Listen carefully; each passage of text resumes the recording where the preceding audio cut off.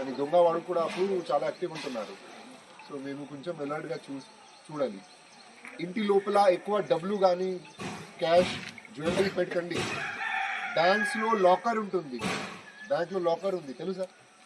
So ఇది లాకర్లో jewellery cash పెట్టాలి.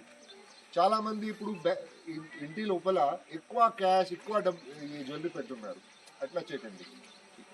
ఒక్కసారి మీ బయట వెళ్ళినప్పుడు సపోజ్ మీ ఒక ఊరికి వెళ్తున్నారా, అప్పుడు ముందే పోలీస్కి కూడా చెప్పాలి, చుట్టుపక్కల వాళ్ళకి చెప్పాలి कि भाई నేను బయట వెళ్తున్నాము, మీరు నా ఇంటికి చూడాలి.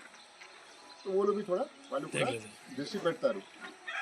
ఇది చిన్న చిన్న అలర్ట్నెస్ అయితే ఏం ఎక్కువ ఇష్యూ రాదు. సెకండ్ పాయింట్కే ఇప్పుడు ఇంకా ఏం వస్తున్నది?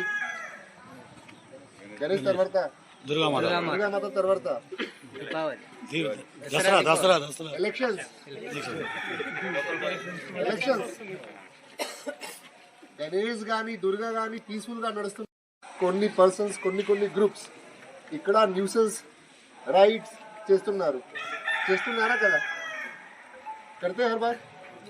అంటే ఇక్కడ సిచ్యువేషన్ కొంచెం వైలెంట్గా అంటే రైట్స్ లాగా క్రియేట్ చేసుకొని ఓట్స్ తీసుకుంటున్నారు. కానీ ఎక్కువ కస్ట్ ఎవరికి వస్తున్నది? పబ్లిక్కి, జనాలకి. లోకల్ పబ్లిక్ ఎక్కువ డిఫికల్టీ ఫేస్ చేస్తున్నారు. సో అలర్ట్ ఉండాలి. ఎప్పుడైనా ఒక చిన్న ఇష్యూ కానీ పెద్ద ఇష్యూ కానీ కొన్ని వ్యక్తులు నోయింగ్లీ చేస్తున్నారు. ఎందుకంటే అది రోడ్ ఉంది కదా, రోడ్ తర్వాత ఓసీ నగర్ ఉంది, ఇటు రాజీవ్ నగర్ ఉంది. సో ఒక ఇష్యూ క్రియేట్ చేసుకొని ఏ పార్టీ ఉండవచ్చు, వాళ్ళు సేమ్ బెనిఫిట్ కోసం మన లైఫ్ ఖరాబ్ చేస్తున్నారు, రైట్?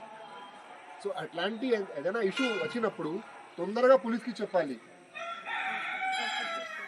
అంటే ఇది ఒక XYZ so own political game గురించి చేస్తున్నారు కాబట్టి మీ దాంట్లో ట్రాప్ చేయకండి, మత్ ఫసియే ఉస్మే, హేనా?